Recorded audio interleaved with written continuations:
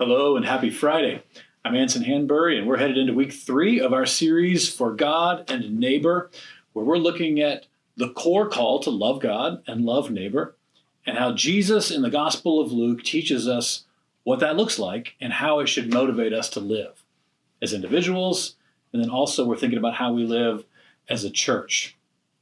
So this week we come to a teaching of Jesus where he's talking about the importance of perseverance, of always praying, of never giving up, even when it's hard, even when we feel like throwing in the towel. Maybe we want to throw in the towel because God doesn't seem to be answering our prayers.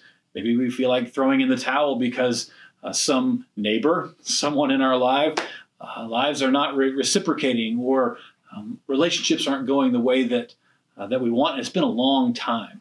So Jesus is giving us a message of perseverance, of never giving up, specifically in prayer and in our relationship with others. I had the privilege of doing a wedding just this past weekend, and one of the most well-known and favorite wedding passages is 1 Corinthians 13, where it talks about the perseverance of love. Love is patient, love is kind, it always trusts and hopes and perseveres, how love never fails. And so as Jesus continues to put a color on this call to love God and neighbor, this is part of it.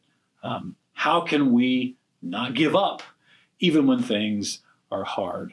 So we're going to find some encouragement, some teaching from Luke 18, another parable of Jesus that I think hits home for us and helps us in this call to not give up, but to continue in the calling that God has for us, and to have hope and to have joy and to have reason to joyfully carry on and do what God has called us to do, both as individuals and as a church. So I'm looking forward to this. I think it'll be an encouraging message this week.